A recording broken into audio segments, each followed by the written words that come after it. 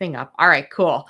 Um, Hello and welcome, everybody. I'm excited to have you on today's webinar. I'm doing something a little bit different that I haven't exactly done before. So, really excited to talk about the webinar subject today because I think it's going to get a lot of wheels turning for a lot of people and going to help them get from kind of being stuck and invisible with online sales to really seeing a path forward to how to get noticed, how to get visible, and obviously how to stand out from the competition. Now, I'm going to give another minute for people to roll in so that we don't get started and have it takes a minute for Facebook to let people know that we're live and to get it out there. So in the meantime, just say hi in the comments. Let me know who's here. Let me know where you're from. I always like to see that too, to see where you guys are from. If you see me squinting a lot today, it's because I forgot my glasses. I've been very forgetful the last couple of days. I'm about to go on a trip tomorrow and we're leaving for like 2 weeks. And I don't know, I don't have room in my brain for both the trip and, things like remembering my classes. So I may be squinting a lot, reading your comments. So hello, Stacy's here from West Virginia. I see Lana's here and Michelle's here. Kathy's here from Middletown, Ohio. I didn't realize you were that close. Where's Middletown from here? We're in Sandusky, so I know Middletown, but I don't know Middletown. I've heard of it before. I'm just not quite sure where it's at. Michelle says coming through loud and clear. Michelle Ellis did, so thank you very much. I'm glad that everything is working and everything is live. I just want to remind everybody that we're doing these webinars every single month where I come on and I teach a very specific strategy for selling your handmade products online. And so that happens like the second week of every month we do the webinar, but the first week of the month we do a Q&A. So if you have questions about starting your handmade business and selling online, we do the Q&A the first week of the month on that Tuesday at noon. And then the third week of the month, we bring on a Handmade Sellers Club member and we do a hot seat. So if you're a Handmade Sellers Club member and you want a hot seat, we just put the post up in Handmade Sellers Club last night, I think it was. And we're looking for volunteers for next week's hot seat, which is really just a one-on-one coaching call, right? You can go back and watch the one we did last month in January. It was fantastic. I had the best time. She even said like, hey, can I come on again? She's like, I don't think I can, but like, could I do it again?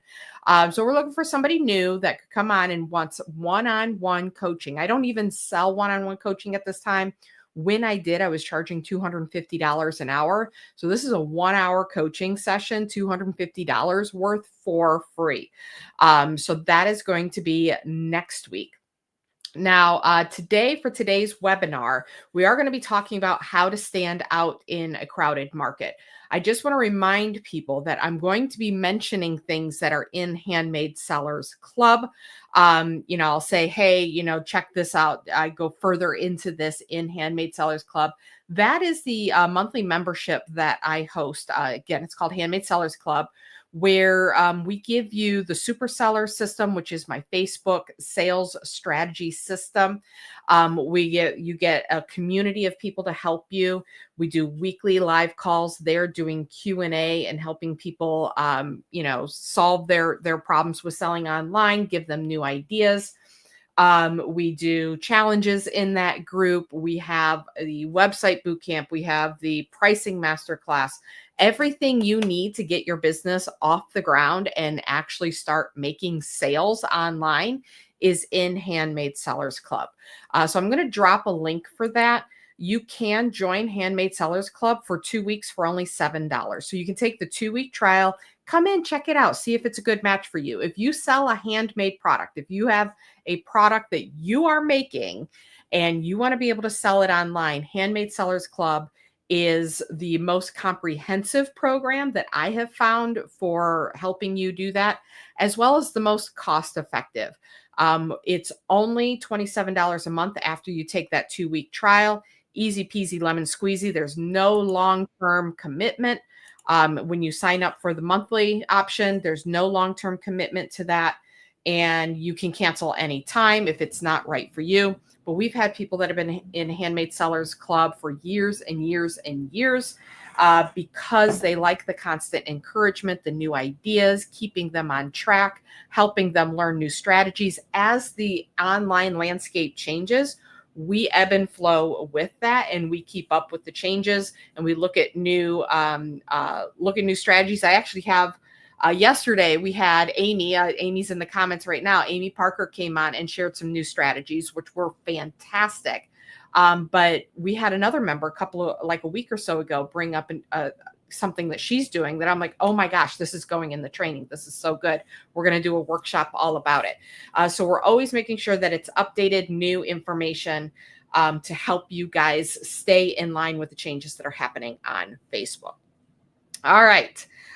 Michelle says HSC is the best investment my business ever made. I love hearing that, Michelle. Lana says, because we love you, Allie. I know some of you guys, I just can't shake you. Lana's been around for a really long time, and she's doing fantastic. Lana, I actually thought about you a lot on during that call we did with Amy yesterday. Not so much that you need it, because I know that you're like really busy, but there was some really great ideas on how to use local groups there that I thought of you a lot on. And Amy says, love Handmade Sellers Club. Thank you, Amy. And I really, really appreciate all the wonderful insights that you shared yesterday. Like, I'm still like thinking through all of that and like thinking about how to, different angles that we could take with those strategies. It was great. Natika says HSC is the best. And Lana says, you can't get rid of me. Not that I'm trying. I wouldn't even try, Lana. You're fantastic. I love it. All right, guys.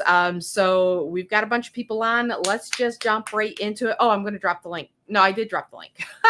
I was like, I just said I was going to drop the link. I told you guys I'm really forgetful right now about little things like that. I haven't forgotten how to sell online. So that's what we're going to talk about right now.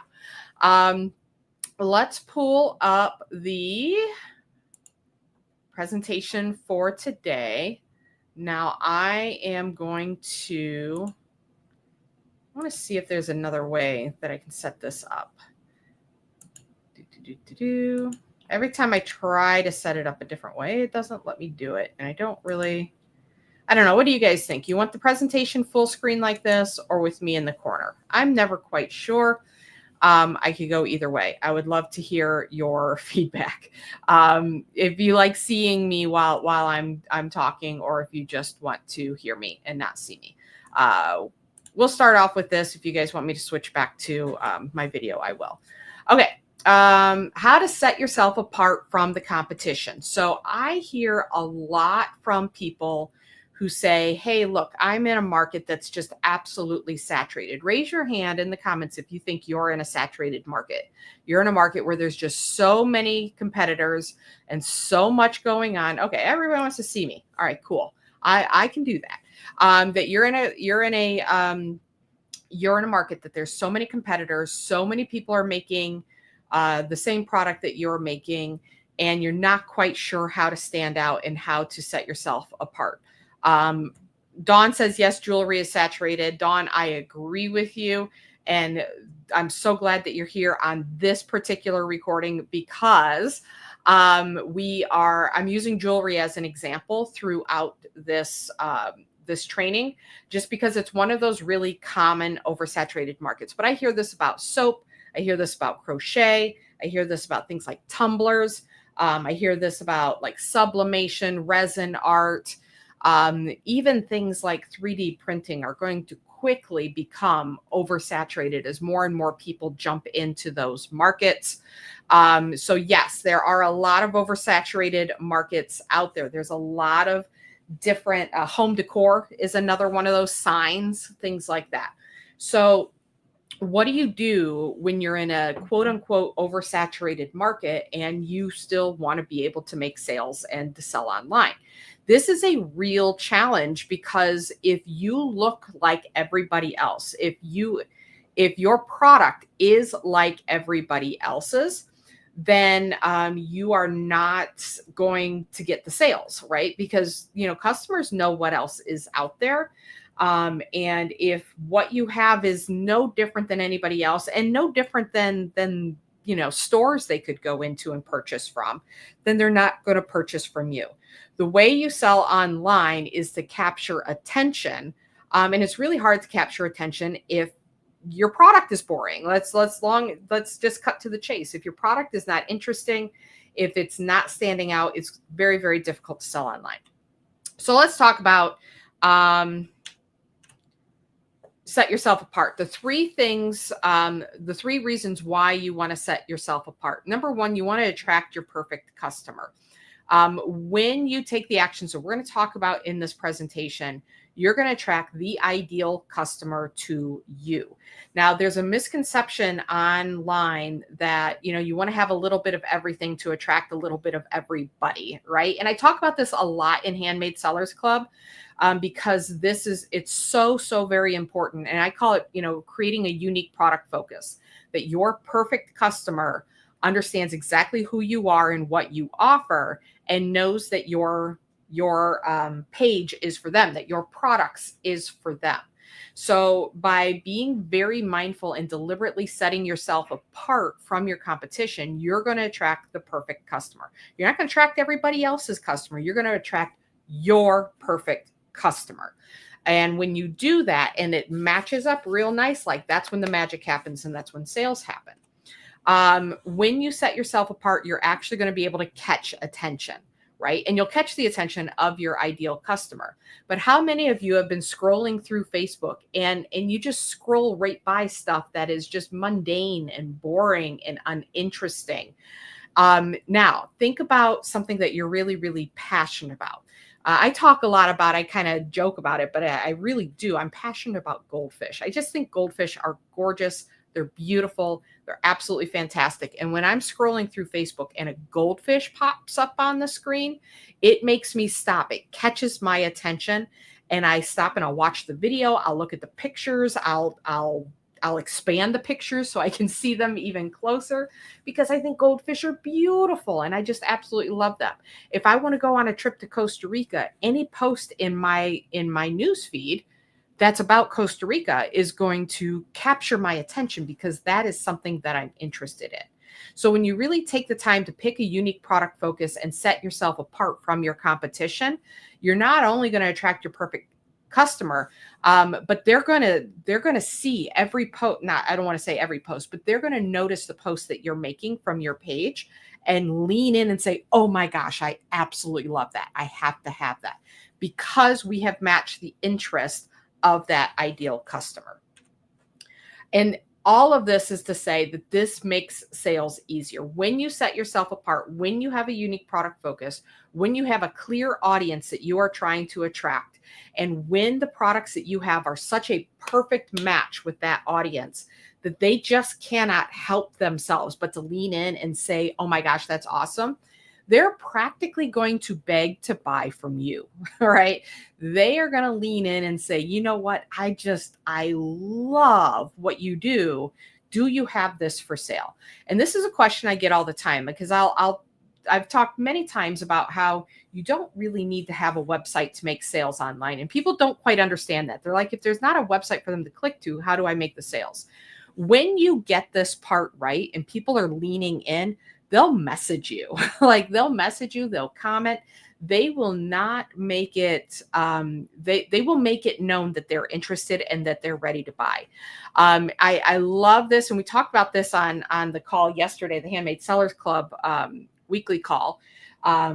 When Amy and I were talking about, like, rather than you leaning in and begging people to buy, this is kind of you leaning back and showing your ideal customers how very cool and amazing your products are to where they're practically begging to buy. They're jumping into the comments and they're jumping into your PMs and they're like, please sell this to me before you sell it to somebody else. That's the position we want to be in with online sales, not chasing our customers, but having our customers chase us. And that happens when you stand apart from your competition and you plant a flag in the ground and say, this is who I am and what I'm about. And your perfect customer doesn't even notice the competition at that point. It is really, really hard to stand out from the competition when you all look alike. So we're going to stop looking alike, right? We need to be different if we're going to stand out and actually show up in a way that attracts them, catches their attention, and makes the sales easier. So what do you do if there's nothing that really stands out about your product? What if you're like, yeah, but my product really doesn't stand out. There's nothing different about it. Well, we're going to go through some things that you can do, some questions you can ask yourself, and then I'm going to share.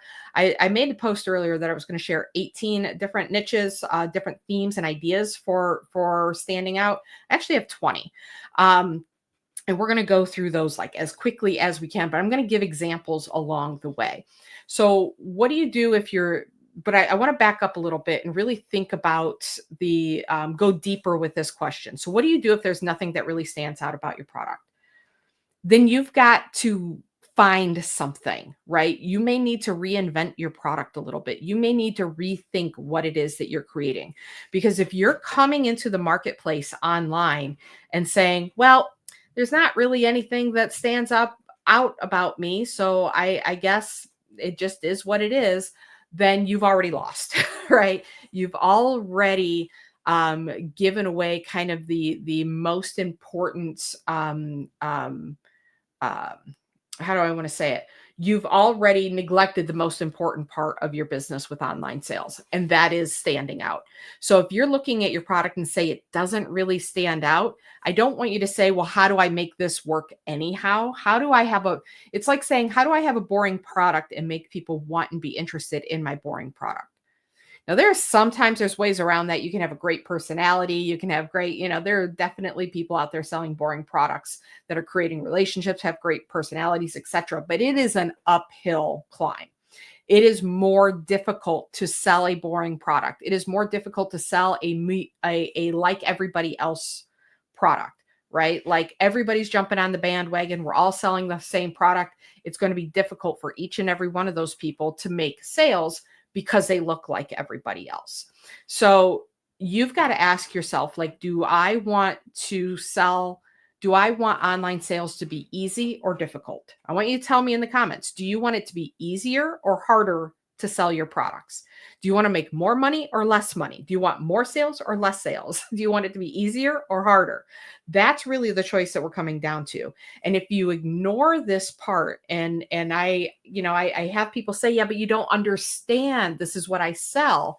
Then okay, I get that's what you sell, but you're going to really struggle until you narrow in and have a really clear, unique product focus. You will struggle. You will struggle. That's just the long and short of it. And there's nothing that I can do. Like there's no magic marketing that makes the market want what is ultimately a boring product or a same Me Too type product, right? Like it's just the same as everybody else, and everybody wants, everybody's selling the same thing. All right, people are saying they want it to be easier. I'm glad you said that. Yes, I want it to be easier too. I do this in my own business, right? So I don't sell marketing to everybody and everybody. I sell marketing to a very specific group of people so that it attracts them to me, so that it catches their attention and it makes selling easier. This is not unique for handmade product sellers. This is anybody that's selling anything online specifically. Okay, so what are some things that you can do to maybe look at your product as it is now and figure out whether or not there's a unique product focus there? So, one of the things you can start to pay attention to, especially if you're setting up at in-person shows, is pay attention to what is making a customer say, wow. What is stopping people in their tracks and making them go, oh my gosh, that's cool. Like that is really, really neat. I love this. My aunt would love it. My cousin would love it. And I'm not talking about just one person has done this, but consistently you're seeing people are stopping and saying, wow, to this one particular product. That's a good indication that that's the direction that you should go. When your customers tell you, basically your customers are saying, yes, this, right? Yes, I want this thing. Don't argue with them. Look at what they're saying yes to and say, okay, how can I do more of that?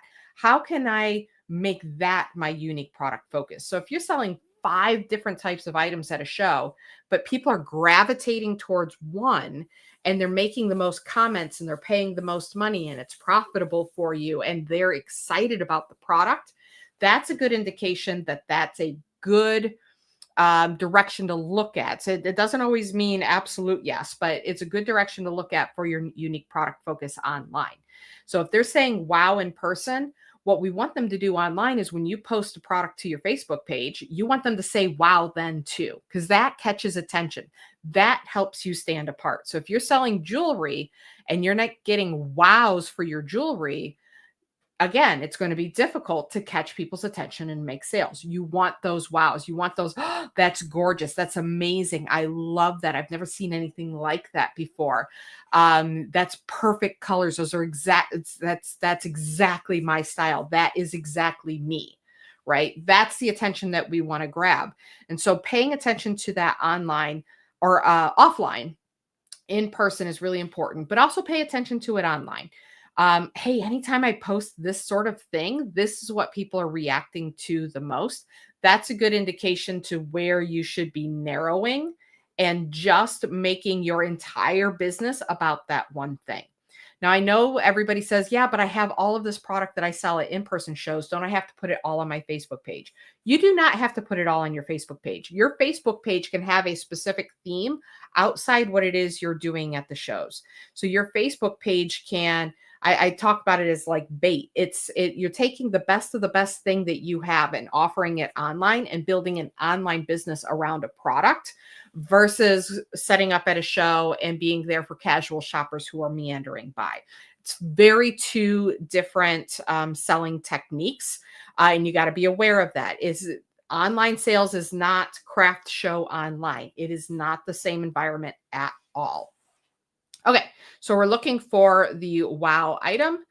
Another question that I like, and we're actually doing a journaling challenge. I'm hosting a journaling challenge right now, and this was one of the questions. If you are at a show and 100 vendors were selling the same product as you, so let's say you are at a show and everybody sells jewelry, or you're at a show and everybody sells crochet, or you're at a show and everybody sells candles, or everybody sells soap, or everybody sells home decor, whatever it is, what would be the one thing that a customer walking by would notice different about your products versus everybody else?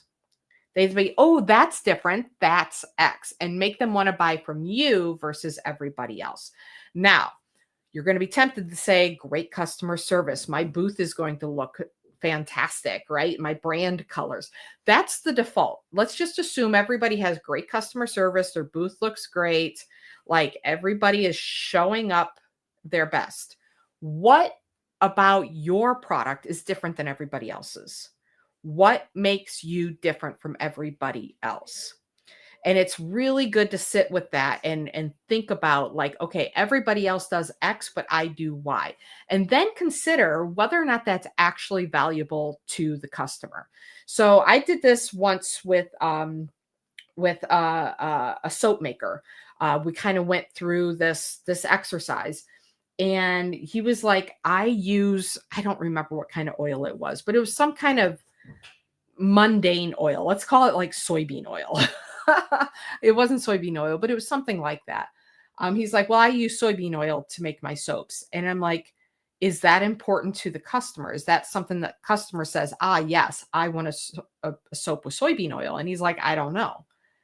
I'm like, well, then what's the point of it? You can have soap made out of goat's milk, right? That could be something that sets you apart. Is it enough to set you apart? Maybe not in today's age, because goat's milk soap is often saturated.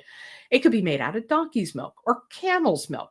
It could be made out of silk proteins. So I love like the silk soap sellers. I think that is such a luxurious brand to put out there and so different from the standard soaps that you're seeing.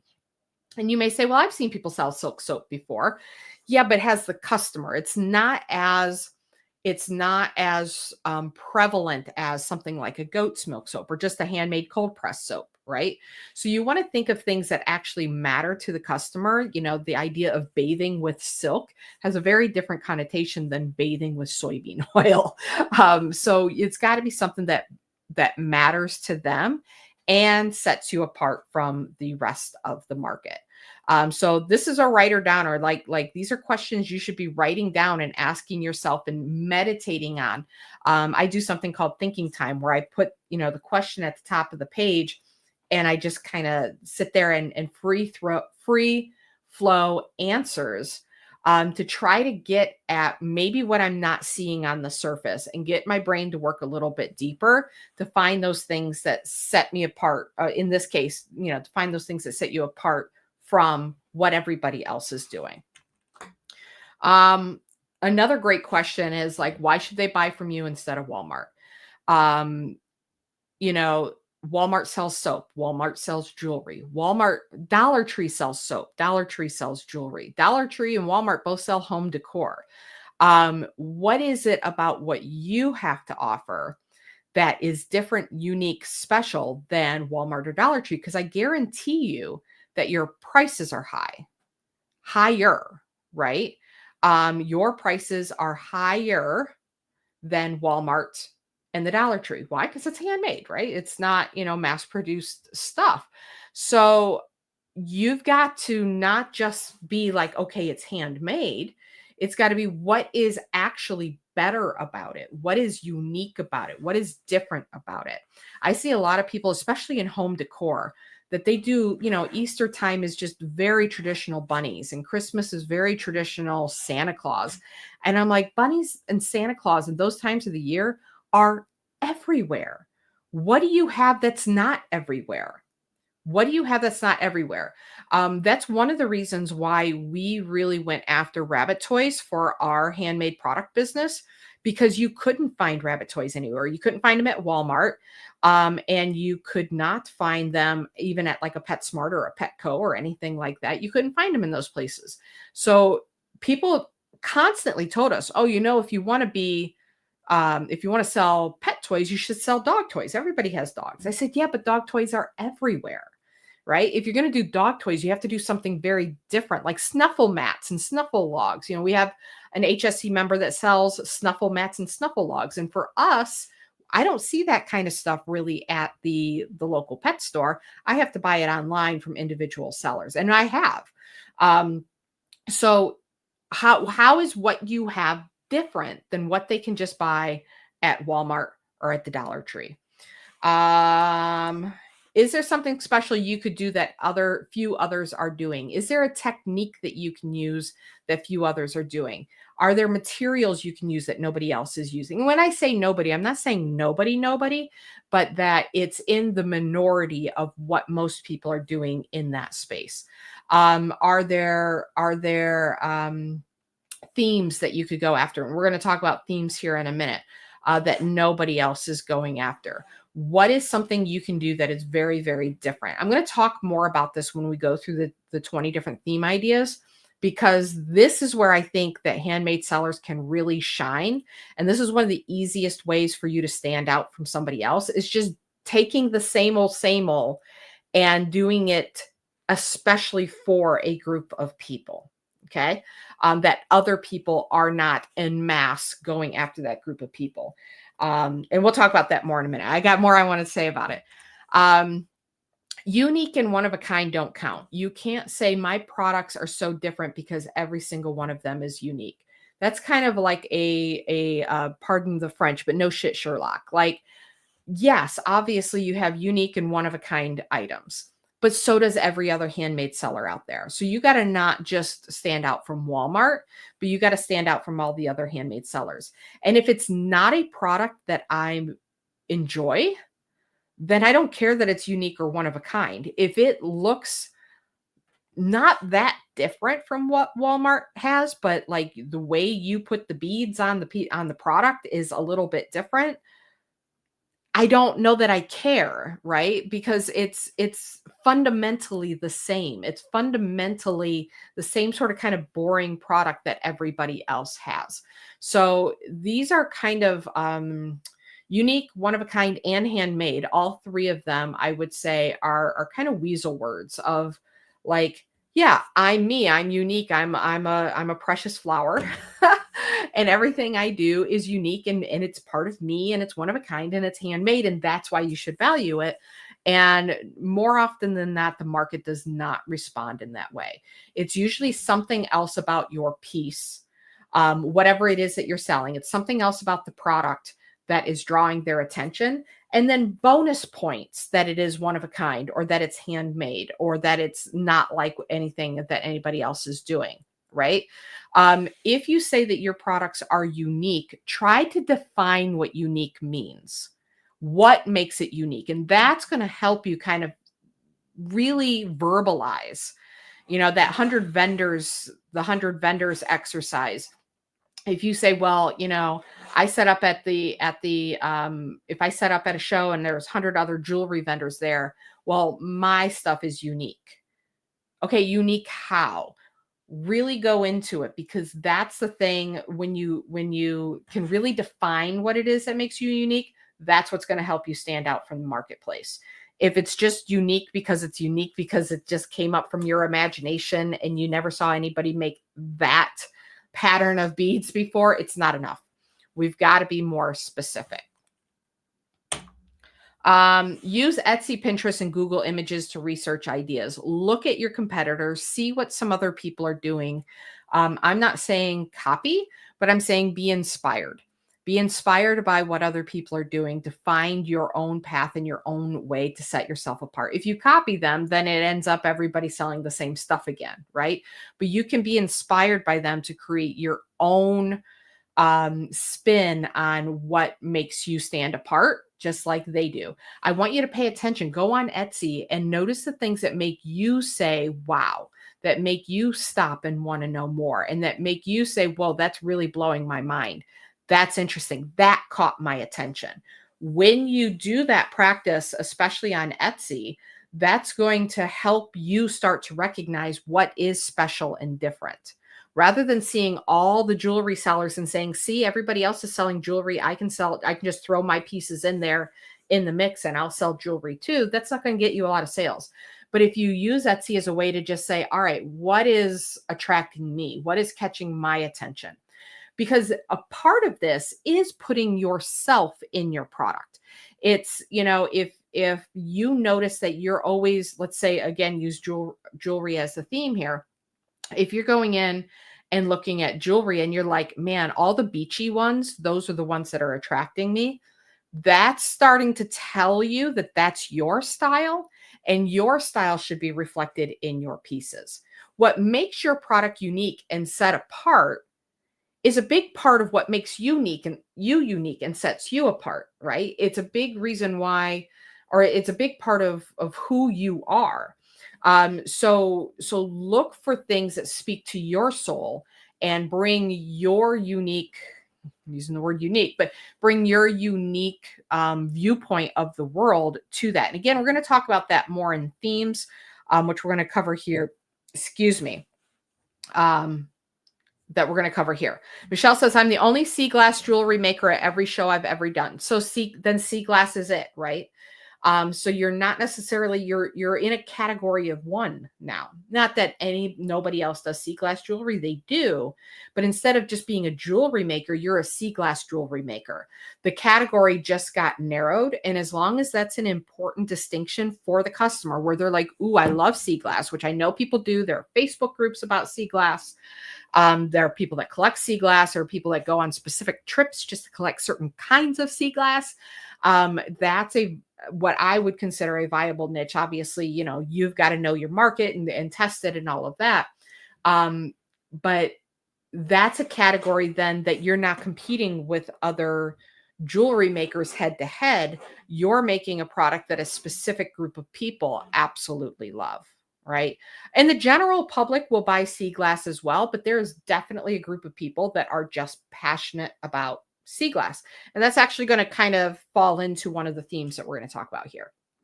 All right, you guys following me? You with me so far? Any questions so far? I'm going to take a quick drink here. If you get a question and I don't answer it, just ask it again at the end, and we will do Q&A. I just want to be sure that everybody's following along. Okay, so let's talk about picking a niche. So picking a niche, or picking a kind of a theme or a niche, Again, in the training, this would fall under unique product focus. But this is one of the different unique product focuses that you can do, which is picking a niche. For me, this is the easiest one. This is the one that doesn't require you to like learn crazy new techniques. It doesn't require you to completely reinvent everything from scratch and blow people's mind because they've never seen anything like it before. It's less risky. There are niches that are proven money makers. And as we go through these 20 different niches and these 20, I'm going to talk about niches and themes. So the niche is the group of people. The niche is the people. The theme is how your is your product, right? So a theme is I make all of my products this way in order to sell to this group of people. Okay. Does that make sense? I want to be clear that the theme is reflected in your products for the niche of this group that there's the carved out group of people that I'm selling to. So I'm going to kind of use those terms interchangeably because there are some points where the theme is stronger and it's a general group of people, but the theme is so strong that people are like, yes, that's the thing I like, but they don't really identify themselves as this kind of person. And then others where the group is stronger. So I just kind of use them interchangeably here, and we'll talk about it as we go through. Hopefully that'll become more clear as we go through here. Okay, so let's talk about the 20 different niches / themes that you can use to stand out from the crowd.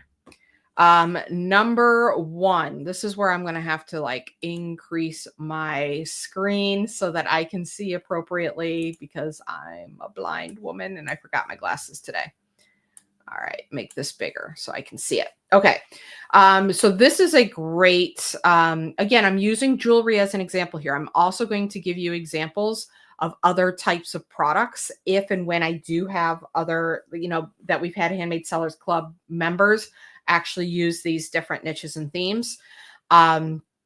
So that I don't want you to walk away thinking this is all jewelry. I legit went on to ChatGPT and just created these slides just as an inspiration to get you to think and to show you how this could be applied in a certain niche. Is anybody else seeing? Terry's saying that the screen is fuzzy, but I haven't seen that from anyone else.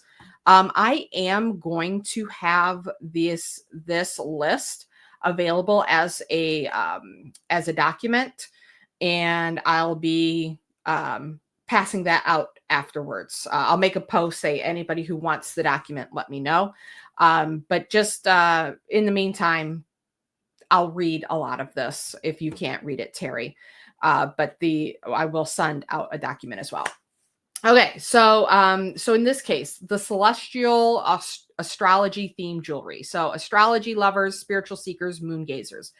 That is the niche, right? The astrology niche. These are people that are very interested in astrology, spirituality, the celestial bodies, etc. So if I had a jewelry making business and I wanted to go after this niche, what sorts of products would I create? Like zodiac sign constellation necklaces, sun, moon, and star stacking rings, birth chart or planetary alignment pendants, lunar phase earrings with real moonstone, meteorite fragment rings. So these are all really great ideas for somebody that's in jewelry, but we've had people that have well, I don't know if it's zodiac. So there's another one that's coming later that's kind of next to this, but they've done home decor items, right? So home decor items that have like the zodiac, the sun, the moon, the stars, that sort of lunar phases, that their home decor items do that. I could totally see this as a candle company. Different candles for the different zodiac signs. I think that's a complete winner. If you look at everybody selling like a spiced apple autumn candle, but what if and everybody Walmart sells a spiced apple candle, but what if you had different scents for the different zodiac signs and why those particular scents apply to those zodiac signs. You can also have a sun candle, a moon candle, a specific constellation candle. You could have birth charts on your candles. You could do this with soaps as well. You could have different soaps for different people of different zodiac signs. There's all kinds of things that you can do with this. Michelle said, will you share the chat GPT prompts you used, Allie? Yes, I'm actually going to create a prompt. I might even create a what's called a chat bot that you can enter in the product type that you have, and it will give you different ideas based on all of these different themes. Now, am I saying that you should jump into celestial or now astrology themed items just because it's a good niche? No. If you're like astrology, I'm not into that. Like I've never been in that. I couldn't even tell you what my own sign is. Like if you're that kind of person, this would not be a good niche for you to go into.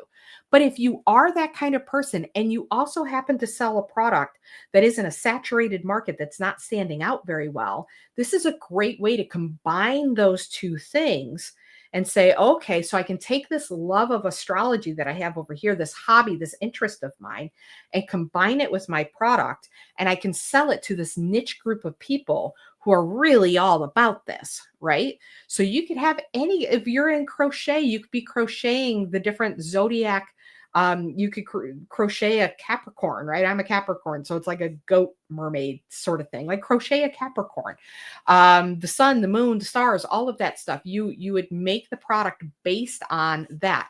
And then what you would do is your entire business would be built around that, so that astrology people, if they come to your page, they see, oh, this is exactly for me. And you collect this audience of people who also love astrology, and you get super creative within astrology. Now, you may go to a show and sell, let's say we're doing crochet here, and you want to sell teddy bears and shawls and dishcloths and all of that. Great. But your online business will be focused on this particular niche and branded entirely around that, so that the perfect audience for what it is that you're selling, what it is you're presenting here, will say, that's really cool. I have to have that. I love that. Oh, I'm such a Cancer. Like that's exactly me. You know what I'm saying? So you would build the entire business around this particular niche. This is why I love this, because so many people here, I've got 19 more that I'm going to go through, and the likelihood that one of these is going to align with you, and you're looking at your product and saying, I don't really know how to stand out. If you then say, again, let's say you're doing, let's pick something else. Let's say you're doing home decor and you see this astrology, then you can say, okay, astrology and home decor. What kind of products could I make that would be home decor for people who love astrology and who want that symbolized on their walls? And, again, any of the 19 other niches that I'm going to be going over here, something's going to align with you somewhere. And it's a great way to stand out. It's a great way to stand out. I'm not saying make a piece. There's sometimes there's strategy where you can do that. So I have a client that makes napkin holders. I like to use her as an example. Same with a client that had freshies, like car fresheners. Same idea, where they're like, okay, I have this unique product, but they would make like an astrology one and use the quick cash method to sell to just astrology people. But I think you actually have a stronger business if you just, and I was going to say, and then like a dog one and go after dog people, and they would have lots of mini niches within their product. For most of you, you want your entire product aligned with one single niche. Okay. You want your entire product line aligned with one specific niche. All right. So that was the first one. Number 2, mythology and fantasy theme. Mythology is big right now. Greek mythology is big. I highly recommend the musical Epic if you ever get a chance to listen to it on Spotify. I love it. The kids got me into it. It's about Odysseus. And it's really, really popular right now. So Greek goddess charm bracelets, Aphrodite, Artemis, Athena, she's in Epic. Viking rune rings, Viking and Norse mythology are also very popular right now. Dragon stuff, anything in that fantasy realm. This, they mentioned like RPG gamers, that fantasy realm. I've talked a lot about how my daughter did, and this kind of overlaps with a future theme, but my daughter did dice for people who play D&D. She didn't make all things resin. She made a specific product for a specific niche of people. Elven style wire wrapped ear cuffs, very popular in that niche. Now, the Greek goddess and the Viking people are not necessarily overlap. These are two different ideas, but some things like dragons and elvens and mermaids could be overlapping, right? So you got to look for that central theme that makes the most sense for your audience. Lana said, yeah, dragons are popular. Just sold 2 of them. Dragons are very popular. I use that kind of as an off the cuff in HSC, like just make it a dragon. Like take what you're doing and make it a dragon, just as an example of just make it for a niche group of people. You made a pillow with a pretty tree on it, but just put a dragon on it. That's taking the mundane and making it specifically for a group of people.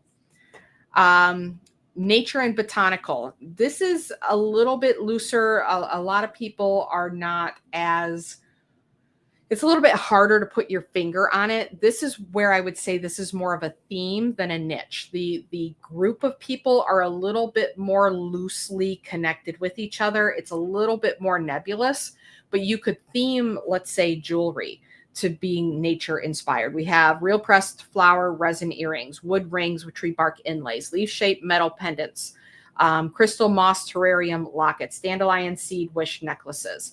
I think soaps that have a nature theme, candles that have a nature theme, home decor that has a nature theme, crochet that has a nature theme. You can definitely bring that theme to just about anything that you could make. And at the end, if you're like, hey, you didn't mention my particular craft and I don't see how this aligns with me, when at the end, I want you to comment and say, I don't think that there's a way to do this with my product. And let's see if we can find a way to combine a niche with your product. All right. Gothic and dark academia, Goss, alternative fashion lovers, literature fans. We're going to get a little bit more into book lovers, but this Gothic dark theme, kind of this horror theme, is also really popular.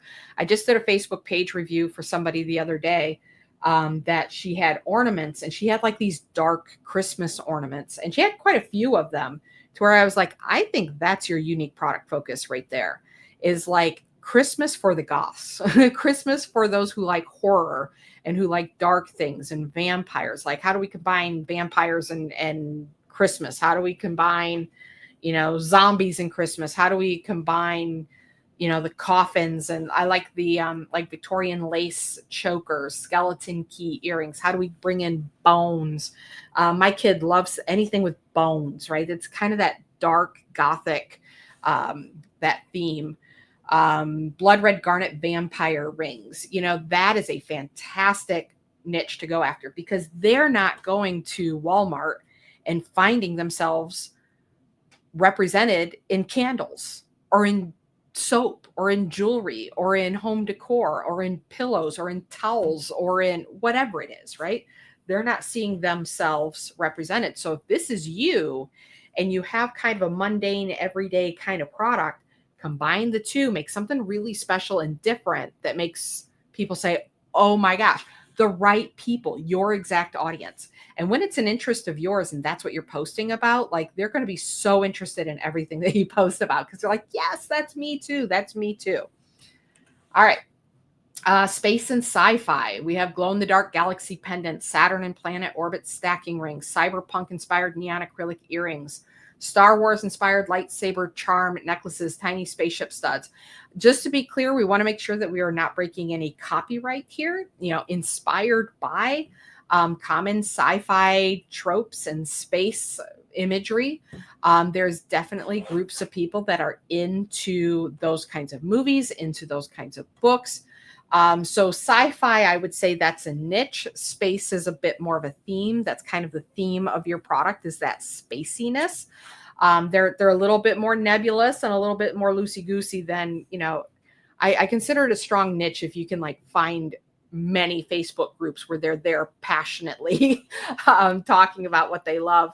But yeah, there are people who just love to stargaze, that it's their hobby to look at planets and track planets and eclipses and all of that. You can make products just for those people.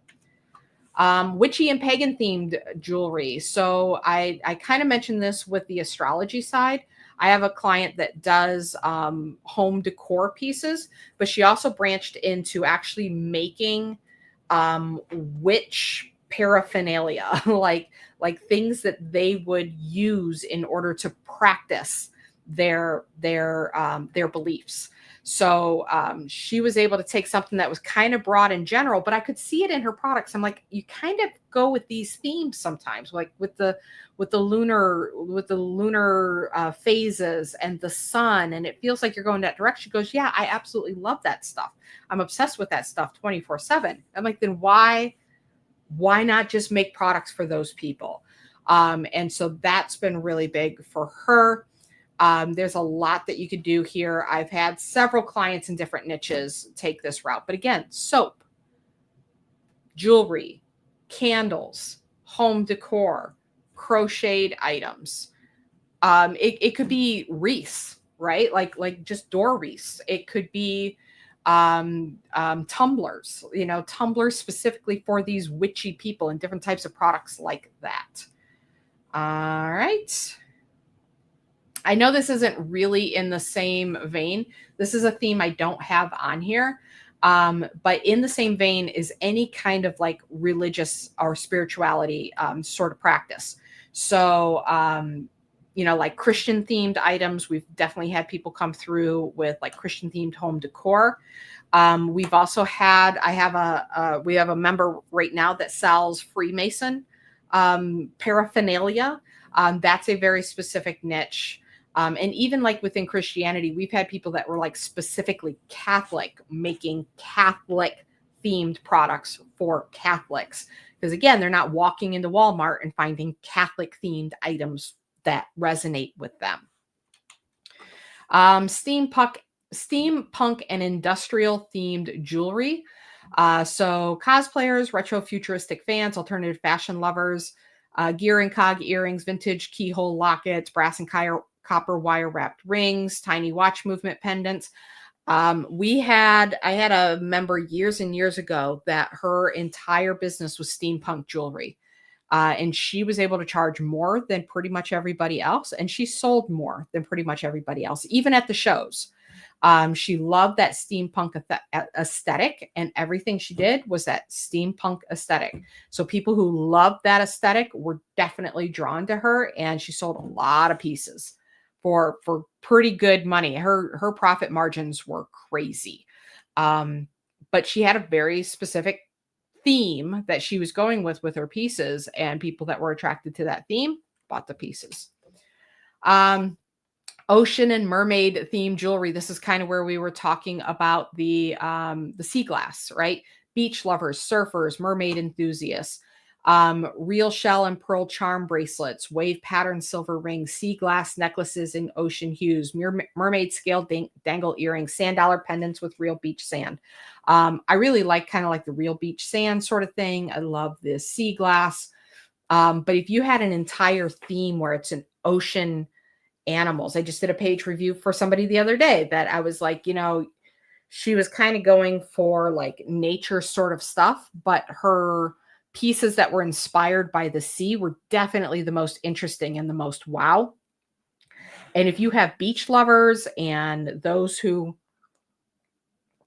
love ocean themes, following your page, attracted to your page, and you're posting like octopi necklaces or whatever it is, mermaids and sea turtles, that's all definitely very specific theme that you can follow. Again, this one kind of falls under theme versus niche. There are groups of people who like those things, but it's a little bit more nebulous.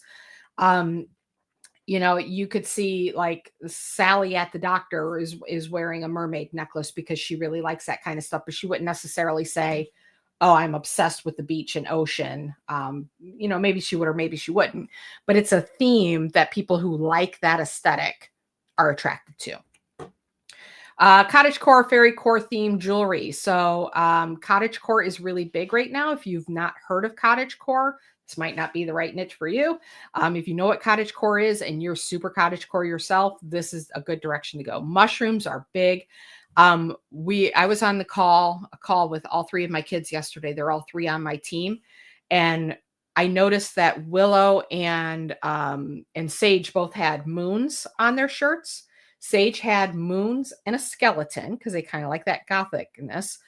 And Danny says, "Well, I've got mushrooms on mine." I'm like, "Well, Willow has mushrooms on hers too with the moon." And then we looked at Sage, and Sage was moon, skeleton, mushrooms. There were mushrooms on so much. And it's just kind of that cozy, kind of like Frog and Toad are friends. If you remember the book from back in the day, the idea of like a little mouse living in a little tree stump with little cute little, flowers in the window and a little apron, little headscarf. That's like that cottage core feeling. Butterfly wings, tiny fairy doors, anything having to do with fairies is pretty much cottage core. Acorn and oak floral wreath inspired headpieces. It's a thing. People who like cottagecore are into it. And I'm sure there are very specific Facebook groups that you could go to that people are just sharing that cottagecore aesthetic. Gamer and geek culture, gamers, comic book fans, anime lovers. We have actually set up at Big Colossal Con, what's called Colossal Con. It's a big anime convention here in Sandusky. And we've shopped it. We've also set up as vendors selling little buttons with pictures of characters on it that we cut out of books. So it was we had rights to use it. Not the copy it. We could sell the cutout from the book. But my God, there were people there selling tea. If you had tea themed for anime lovers that are named after common tropes in anime, they're all over it. They're all over it. The 8-bit pixel, like heart pendants. I love that idea. I talked about how Willow did resin art, and a lot of people do resin and they make everything in resin. And instead of making everything, she picked this one niche and she made dice just for people who play D&D and other tabletop role-playing games. And she had a fantastic business built around that, and attracted like the right people saw what she had and they came in and they were practically begging her.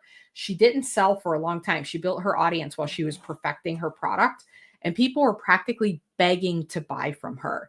And when she would have product drops, she had one product drop that is sometime 48 or 72 hours. I'll have to go back and look at the times on it. But she made $8,000 in those 2 or 3 days with a product drop. Because she had a product for a very specific group of people. She was able to find them, build a relationship with them. And by the time she had something for sale, they just bought everything. They bought everything that she had.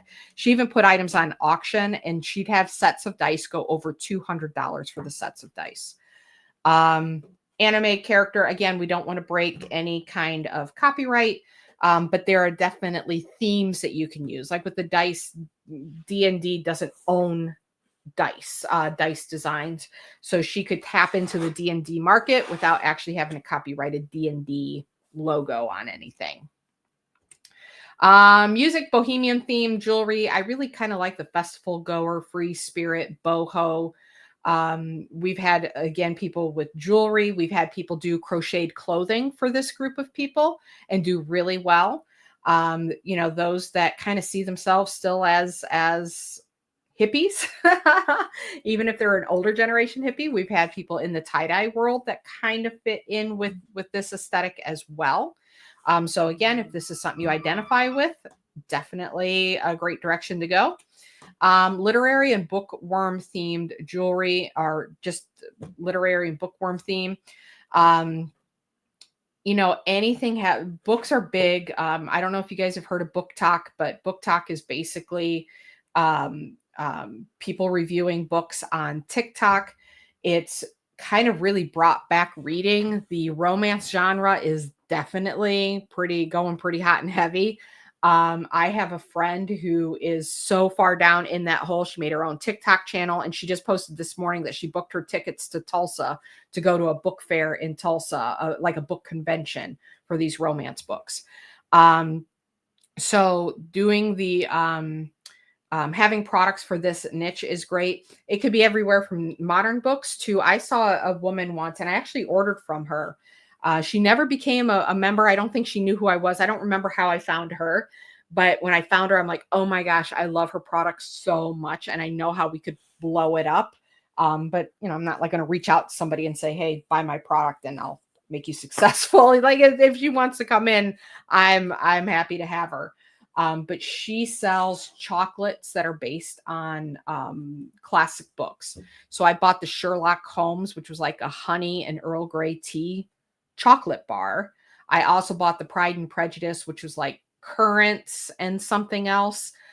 So all of these classic books that I have strong emotions and memories attached to, she was making chocolates based on those books. And I thought it was brilliant, absolutely brilliant. And I know that we've been talking to a maker in Handmade Sellers Club. Willow was talking to somebody and they were talking about making shawls and then making shawls that are book themed.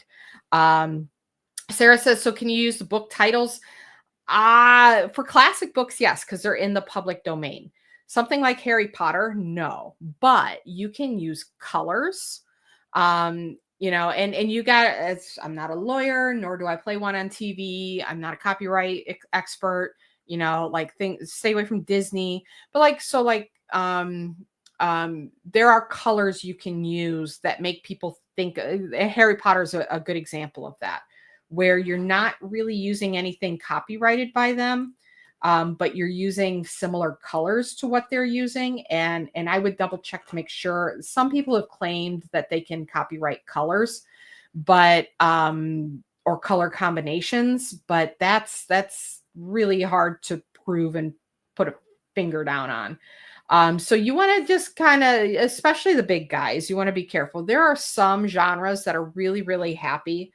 Like the anime world, like they seem to be more encouraging people to make kind of like representations of their products. And then there's others like Disney that say no. So you got to know who you're working with.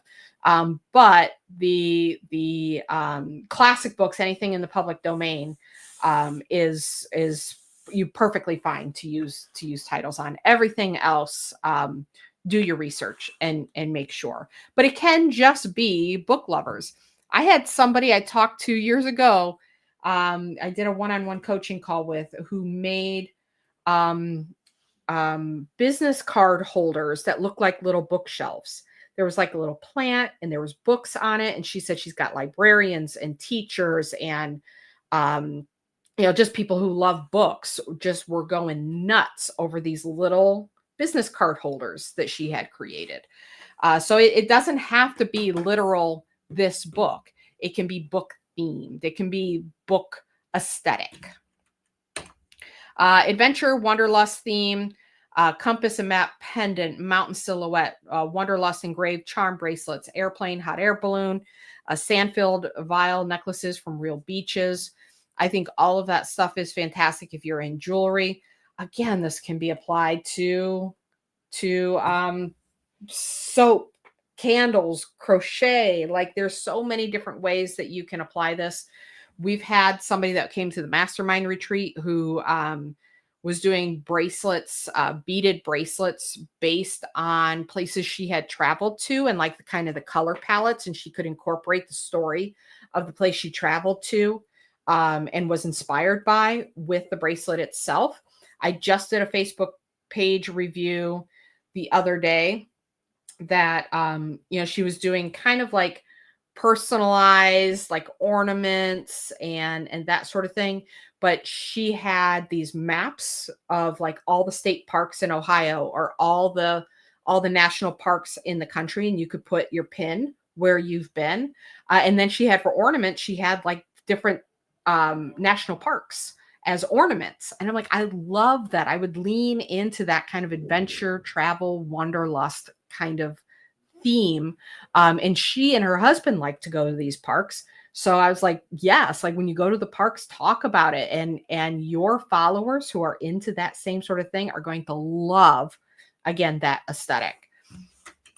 Let's keep going here. Minimalist and modern theme jewelry.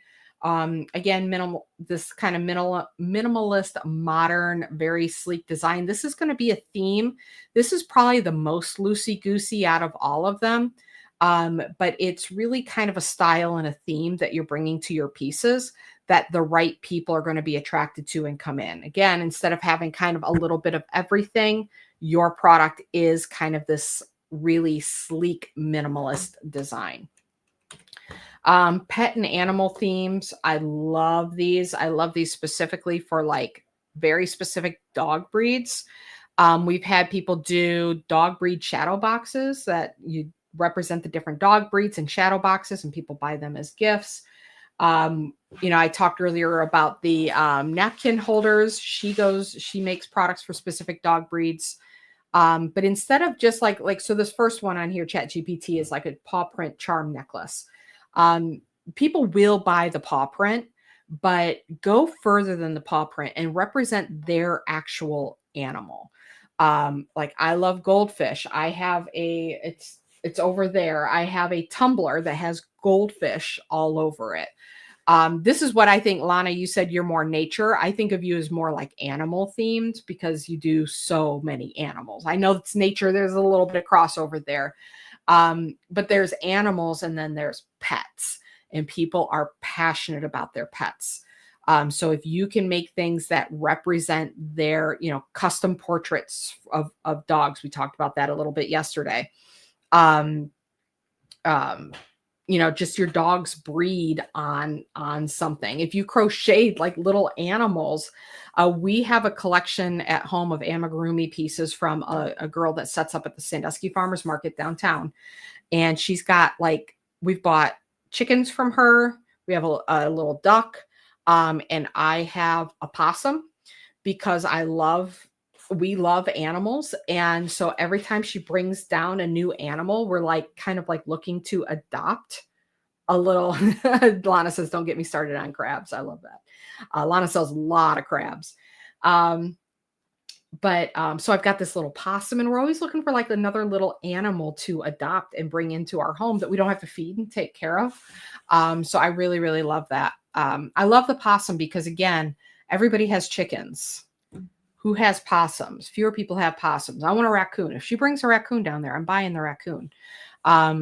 There are different kinds of animals that people relate to that, again, if I go to Walmart, I'm not going to find a possum. I'll find a chicken something, but I'm not going to find a possum something, right? So you're representing things outside the norm. Emotional mindfulness sort of thing. People focus on self-care, mental health, yoga, and mindfulness. We had somebody, we've definitely had jewelry makers that follow this. There are a lot of the chakra gemstone bracelets. Those are really popular, but we've had people in macrame focus on the yoga and mindfulness in their macrame. So everything they did had Reiki infused into the piece, and she would use a lot of lotus blossoms, that sort of thing. We have worry bead necklaces. We have somebody that's an HSC member that does worry pets. She had kind of a lot of different little fidgety type items, and she was able to narrow down into worry pets and do really well with that. So that can be a theme as well. This, again, it could be a little difficult to pin down, if you make jewelry and say, well, everything is infused with Reiki, but then everything looks exactly the same as something that I would buy at Walmart. That's probably not going to be enough. It's got to stand out enough that people identify it and say, "Ooh, I can use this." I really like on here. There was, let's see, worry bead necklaces. One of these, maybe it was on something else I saw. It was kind of like a affirmation kind of neck, almost like a rosary, but for people who aren't Catholic, of you're kind of going through the necklace and um, um, reminding yourself of your affirmations and counting your affirmations and that sort of thing. Historical and antique themed items. So Renaissance style, Victorian, Roman, Art Deco, Egyptian. I think a whole business could be made in jewelry around like Egyptian themes. I think that's really, really cool. But again, you could have like Renaissance soaps, just fun, different names. And it could be not that different than what other people make, just naming it differently to where you're attracting those people. Rent fairs are really, really popular. So yeah, that's think about historical eras that people are really into. The Roman Empire, people are super into that. Followed a guy on TikTok that makes recipes from the Roman era that were like in recipe books from the Roman era that I think is just fabulous. Absolutely love it. Now, seasonal and holiday themed items, I really don't like this for jewelry, but if you sell home decor and let's say you do door wreaths, your theme could be that we do door wreaths for the different seasons. It's a little bit more nebulous. This is something that you can tend to find in Walmart or the Dollar Tree and that sort of thing, but you can do it in fun and different ways. But that could be part of the thing where people always come back to you for their seasonal tiered tray fillers, right? Or I know we have somebody that sells primitive bowl stuffers, items that you can put in your primitive bowls that follow these themes. Pretty much you can apply this to almost any of the other niches, but it's kind of a thing in itself. So I wanted to include it. Retro and vintage inspired. So 1950s Art Nouveau, 70s style. The classic cameo brooches made me think about Michelle, who I know was on this call. She does doilies, right? So she's crocheting a specific item from a specific era.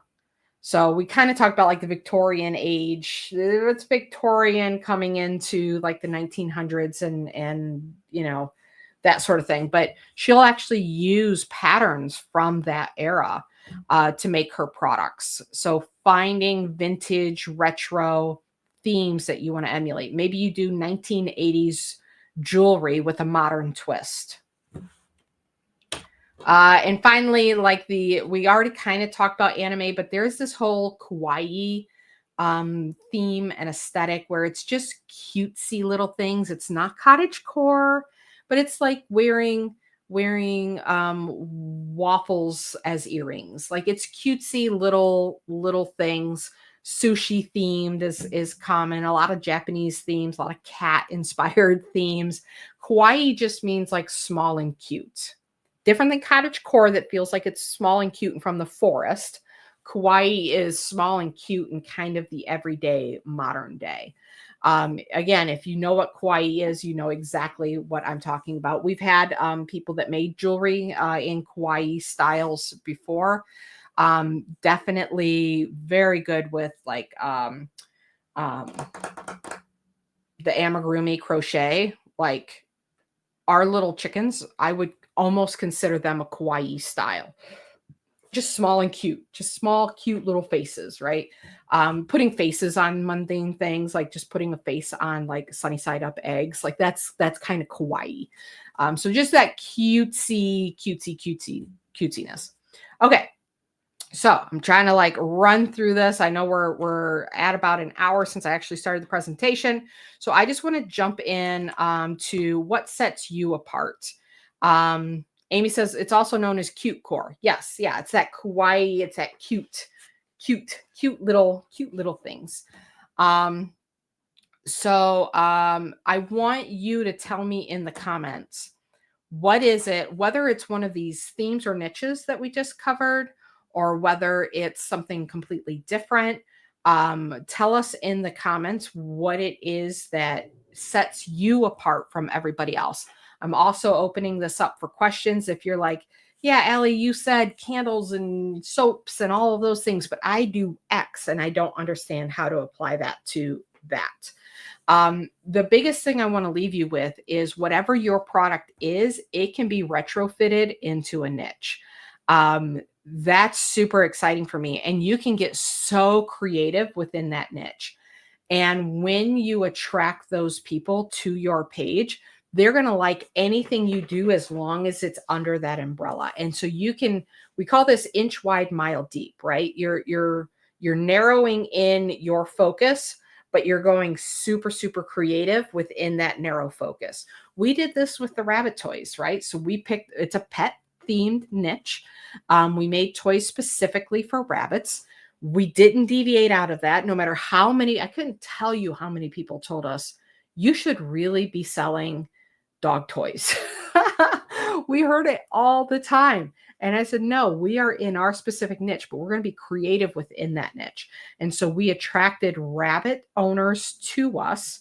If they owned a house rabbit, they were going to be attracted to us. And they said, oh, these products are for us. And then we would come up with new products and new ideas and different bundles and different ways to name the products that related to rabbits and different seasonal things. We did seasonal within rabbit toys, right?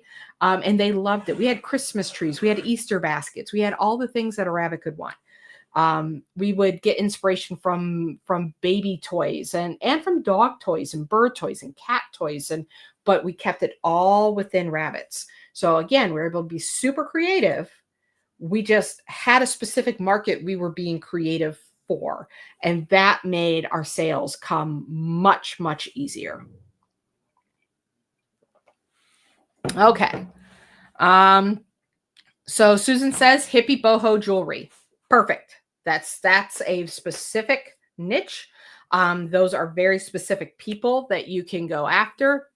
Even people that don't identify as that are still attracted to that aesthetic will be drawn in by that.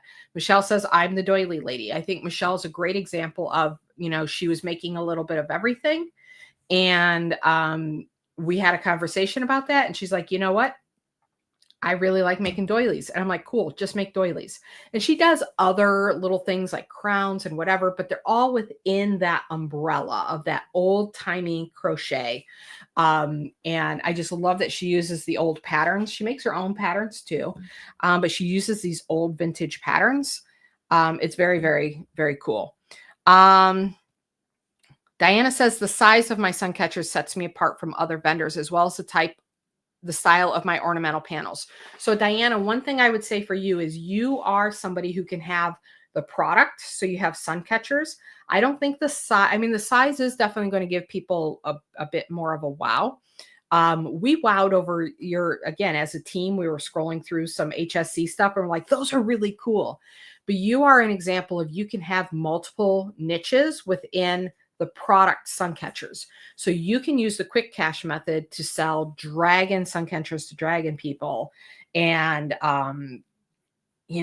cottage core sun catchers to other people and, put a pit bull in a sun catcher to somebody else. If you have like some control over the types of designs that you create, you're very much like, the car freshener lady and Sally who does, napkin holders. You're very much in line with that you can have a unique product and then serve different niches within that product and just wow people with the different things that you make.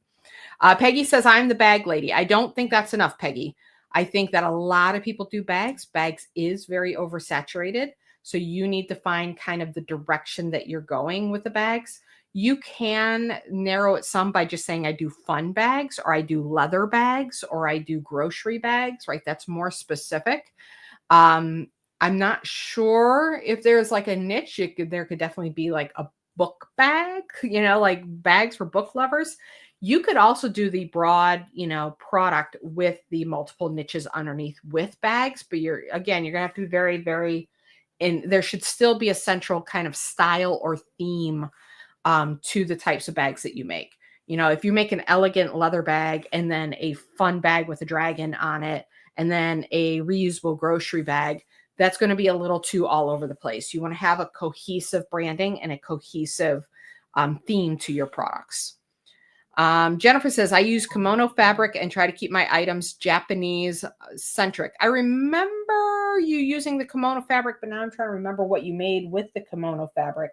I think using the kimono fabric is an excellent, excellent way to set yourself apart and show people that you're making a product. It's not a niche, but it's definitely something unique that you bring to your product. And I think that's very cool. Diane says dog collars, spring flowers on it. So dog collars in general are starting to get saturated.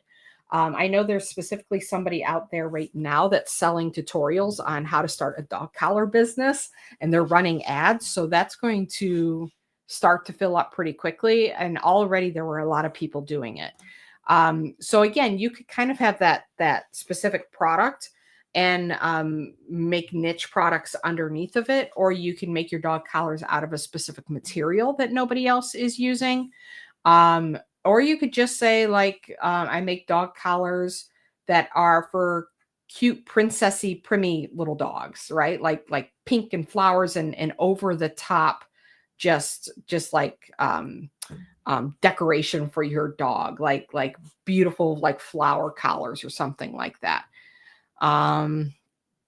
Let's see. Terry says, I make multicolored wood earrings and finish them with organic wood oil. So the wood earrings is the thing that sets you apart as far as the materials that you use. Absolutely. Amy says, I'm moving towards cottage core magnets, woodland animals, enchanted forest, water. I love that. I love that. I think that's a good direction for you. I think for you, Amy, for what you do, having a theme to the type of magnets and the type of that you're burning it on wood is cottage core-y in the first place. I think this is a fantastic direction for you. Katie says, I make chunky wood candle holders from reclaimed wood. What would you suggest for a niche? I mean, if that's all you do is chunky wood candle holders from reclaimed wood, that's an interesting one. Is there a style? Is it like farmhouse? Is it I mean, chunky, I would guess it's not like minimalist, right? Is it farmhouse? What's the other? Is it kind of shabby chic? Is there a style that you would say that these candle holders are perfect for somebody who uses this decorating style specifically? That's what I would look for, is kind of that central theme of a decorating style. Kimberly says, I create new designs, Masonic family groups that are inspired by old traditional designs. So yeah, making products for people that are Freemasons. I think that's a fantastic niche. I love that. That's still one of my favorite of all time. It's so specific and it's such a very clear group of people, and you've had such great success with it in the past. Double, triple down on that and don't get distracted by anything else. Julie says, I think I can use several of these ideas for baking pan designs. I like that. Again, like, what could you put on the baking pans that are different and set your stuff apart from what everybody else does? Let's see. And again, I would almost think that you could kind of do, like, if you put a dragon on a baking pan, you can go to dragon groups and use the quick cash method. There are very specific, that's kind of that top product with multiple niches underneath of it. Chrissy says, I'm a resin artist and I'm having trouble picking a style niche. So yeah, what does resin artist mean? Does that mean you like poured resin sort of thing? Does that mean you're doing things in molds? Like, I have no idea kind of like what product that you have. Like, what kind of products have you been making, Chrissy? All right. Lana says, not a lot of people do quilling wall art. No, but you also have that nature animal theme. So you not only do quilling, but you specifically are attractive to people who like that animal theme. right? That they like animals. Like I love your stuff because I love animals. I love the sloth. I love that duck you did recently. I love no, it was a duck or quail. I love the quail you did recently, but there was another one that whatever that other bird was with the orange. I love that. Like I remember you did a Chloe for Amy. I love that. Like I love the animals. I love the animals. So like it's not just the quilling art, but you're attracting that specific group of people who like those sorts of things, even if you do get tired of making blue crabs. Harvey says, I'm thinking. I love it. Zoraida says, I decorate flip-flops with bejeweled. So yeah, so you're taking something every day and giving it that bling. So bling is definitely a theme, I would say.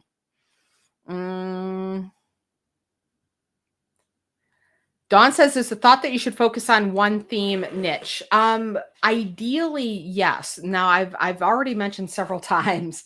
So I talked about Lana does the quilling and the nature. That's like her theme niche. Kimberly does the gifts for Freemasons. That's a very specific niche. I do my rabbit toys. That's a very specific niche. Now, there are a few items here where there's kind of a generic product that so for instance, baking pans. It would be more difficult to make baking pans just for anime lovers, right? It's not that that's not a thing, but there's not a real clear connection between baking and anime. So you could maybe make a connection between baking and like cottage core or kind of that homemaker aesthetic, that like trad wife sort of aesthetic that has become popular. So that may be a direction that you could go. But in a case like that, where there's the product itself doesn't necessarily lend itself to necessarily any one niche, you can not enough to make a whole business out of it. You can do the multiple niche under one product strategy, which is where you're just putting crazy stuff on baking pans, putting a dragon on a baking pan. I think a dragon on a baking pan would be so cool because what does everybody have? Everybody has their name on a baking pan or a recipe on a baking pan. And those are really great directions. And I think that recipes on baking pans is a really good direction too. But if you showed up in, again, using the quick cash method that's in Handmade Sellers Club, you can show up to to groups that are in the fantasy realm and be like, this is a dragon baking pan. And so you're getting a group of people that maybe aren't so excited about baking and cooking and whatever. Like they're bored by the stuff that's in their kitchen to saying, oh, I can have something in my kitchen that actually represents me. And that's where you can actually go after these multiple different niches within a single product. And I've mentioned several of those here. So it's one or the other generally. For jewelry, I would keep with a niche that you're going after just one niche. Same with like soap, same with crochet, same with anything in crochet really. Same with like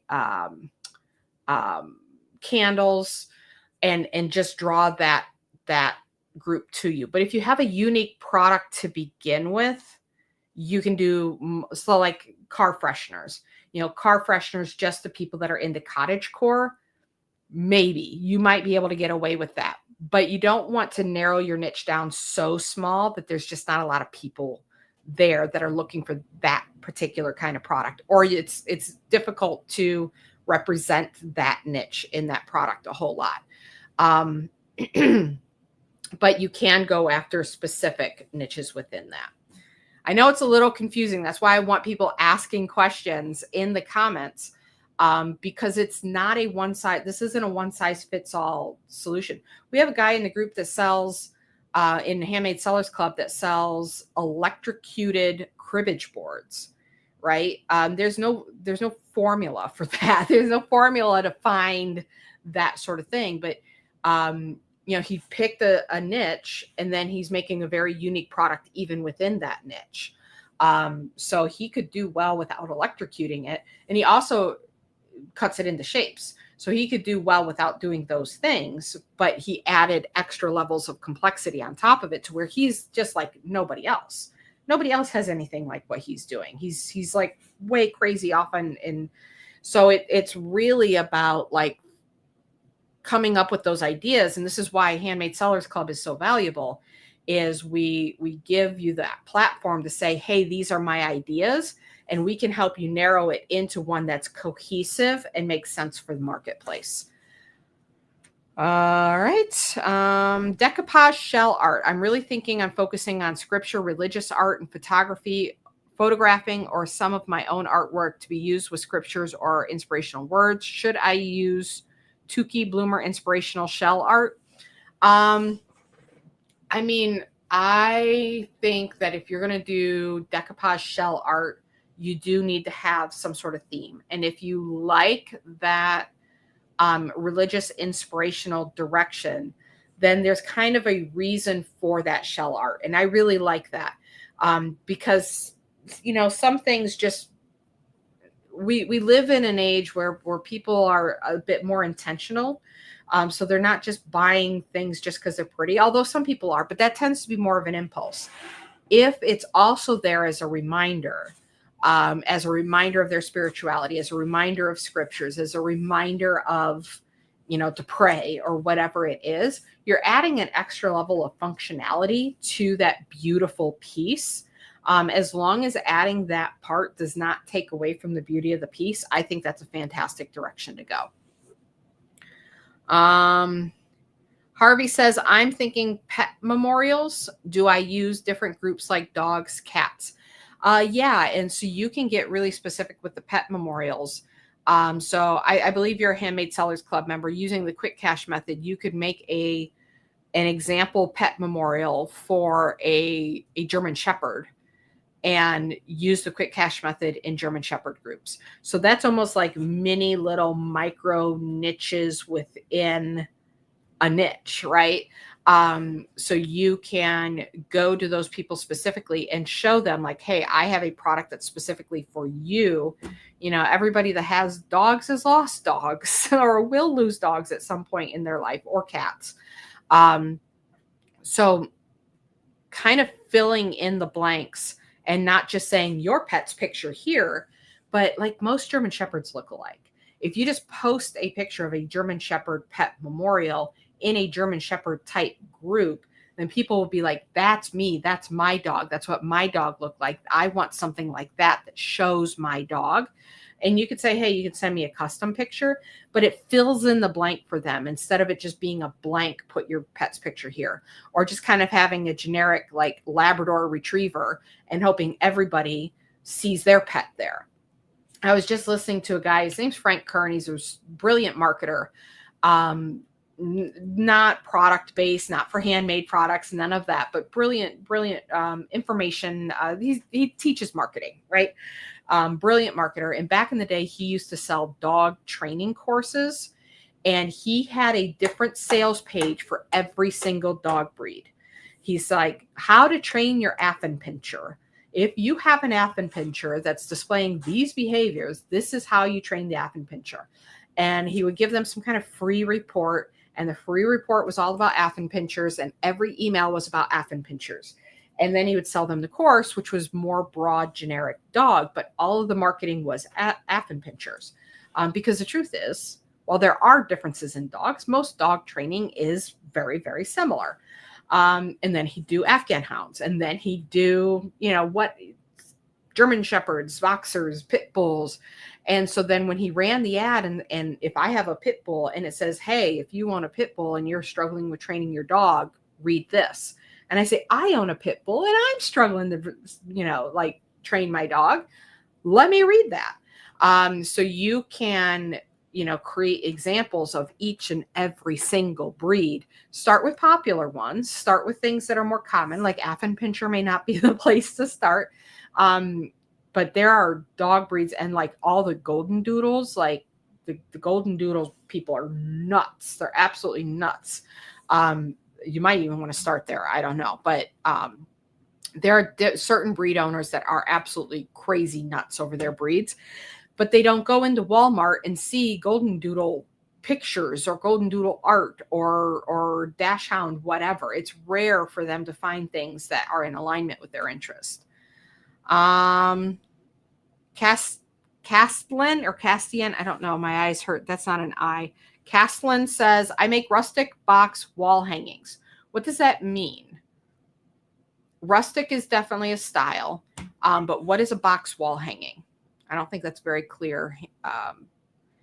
Let's see. Peggy says, if I use one handbag pattern but different styles, would that work? Yeah, and it doesn't have to just be one. It just needs to be, they can't be super dissimilar from each other to, there needs to be a theme and a style.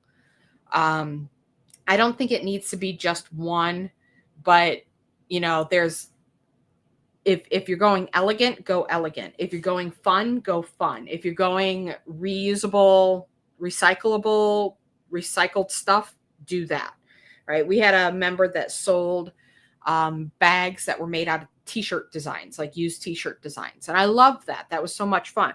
But she also didn't then add leather bags or, you know what I'm saying? Like she didn't add all the other things. She had a very specific product that she was making.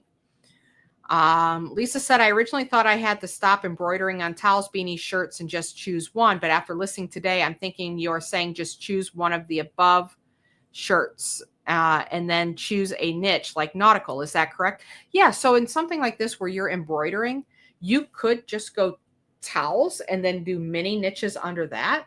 But you could also say like these are nautical gifts and embroider everything and have it all have a nautical gift, a nautical theme. That's basically like what Kimberly's doing with Masonic Gifts. She doesn't have just one product that she sells to Masons. She can sell multiple products as long as it's to that same marketplace, right? That those same people. She doesn't then want to go off and make, like dog themed products. So the problem is when you're embroidering everything and you don't have a niche, that's when you're too loosey-goosey. So you either bring it down to one product, a unique product focus, or you bring it down to the unique product focus, right? Which the focus is that niche. So you're just going to go all in with nautical. Then it's like nautical gifts, and people who like to sail and who like nautical themes will be attracted to your page, and they have items that they can buy for themselves and for others based on that nautical theme. Now, nautical, little loosey-goosey, not great. I would like to be, it could be really great. You just got to find those markets, right? You got to find the people that are passionate about that. And then you have to make something that's unique to that. Because I can go to Walmart and buy nautical things, right? You want to make things that are really special to that group and not just another sailboat, right? Just make something really special. We are on Etsy, Go Imagine, working on a website. We also want to do craft shows, farmers markets. So I was thinking we needed a few price points. You only need one price point. You just sell what you sell it for. Just sell what you sell it for. If you're going to go the nautical theme, just do something interesting in nautical that's going to make the nautical people say, oh crap. And if you're going to do like the local craft shows, if you live in a nautical area, that's definitely going to help. Beach theme, resin and sea glass design. Yeah, I'd like to see more what the product is versus just like what you're making it with, but that's in the right direction. Gigi says glass candle holders hanging with stand tea lights designed with dried pressed flowers. So that's kind of that nature sort of thing. Nature or maybe a cottage core. Caslin says rustic risers and trays. I like that. I think that's it. That's unique product focus. Rustic risers and trays for people who like to decorate in a rustic way. You have the risers and trays for them. Carol says, I'm moving towards faith-based, inspirational, fused glass home decor. I'm also leaning towards fun Christmas glass ornaments and funky gingerbread houses. Pick a lane. You can do what you need to do as far as ornaments. Like almost everybody does some kind of ornament during Christmas time, but be committed to your niche. Natika says, I'm one of those soap people. Yeah, just do things that are different. Kathy says, microwavable bowl cozies. I love that you can do lots of different prints. Let's see. Jolene says nature inspired macrame wall art and plant hangers. I like that. That's good direction. Do polymer clay people caricature style occupations family. I like that. So Roxy makes shadow boxes and 20% goes to save the bees. I think that's a good bonus.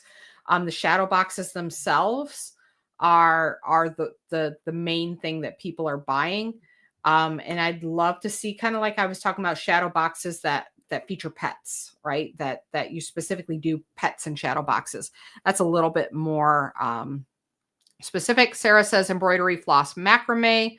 Bookmarks. I think the bookmark niche is a good one. You just got to get in with them. You got to be part of the community. Brian says, that's me. I just started watching. Brian jumps on and I'm already talking about him. Let's see. Diana says, should I follow the quick cash method for specific groups? Yes. Betty says, thank you, Allie. I've really struggled with this focus. Now I finally have direction. I am almost crying. This feels so good. Again, thank you. You're very welcome, Betty. I'm very happy to help you with that. Abba says, I make fragrance-free moisturizing body butter bars for men with sensitive skin or sensitive noses. I do like that direction. Because there's definitely a contingency of people out there, me being one of them, that the fragrances are just killing me. So I think that that's a good way to stand out. Pam says, I embroider towels. I took your advice and I'm doing dragons. I joined dragon groups. I'm thinking fantasy, mystical to include unicorns, etc. Would that be a good niche? You can have that base product with multiple niches underneath. You got to test, right? Test to see where it really takes out. You have the option of just making anything that you want. Make a bunch of things that are cool and post them in different places and see what takes off for you using the quick cash method. All right, guys, we're going to wrap up there. This was a nice long one. I only planned to go for an hour, but you guys had so many questions. I didn't want to miss anybody. Thank you for jumping on here with me today. Again, I've mentioned Handmade Sellers Club multiple times during this call. So I'm going to drop a link where you can take a 2-week trial of Handmade Sellers Club for only, there we go, for only $7. Come on in, take a look around, watch the trainings, use the Prompts for Profits calendar, which is what everybody loves. Everybody loves the PFP. Come in, use the Prompts for Profits calendar, join the community, ask questions, get a sense of who we are, and take advantage of that 2-week trial. There's a lot you can learn just from those 2 weeks. And if it is a good match for you, then you're welcome to stay. There's no long-term commitments. You can cancel anytime when you join at the monthly level. If you join for the year, you are committing to the year. So if you really want to commit to your business in 2025, definitely check out that yearly option. But otherwise, you can do the 2-week trial for only $7. Terry says, are you going to give out the list? Yes, but not this minute. So I'm going to make a post on the page. Raise your hand if you want the list. I'm going to play around with the list. I might add some things to it. I've got some ideas. And I want to kind of play around with that chat bot. So I may include the chat bot in the list. I'm not sure. So give me some time after this call to kind of play around with that. And with that said, guys, thank you so much. Again, Handmade Sellers Club members, I am going to be going to Galveston for 2 weeks. So just know that my schedule is going to be a little bit weird over these next 2 weeks, but I will still be there for the Monday call in Handmade Sellers Club. And then we'll be back here on the Facebook page, the Handmade Success Secrets Facebook page next week to do a hot seat. And if you're a Handmade Sellers Club member and you want to jump on for a hot seat, make sure you find that post in the HSC group and throw your hat in the ring so that you can be considered for the hot seat next week. And thank you so much, guys. I'll talk to you later. Bye.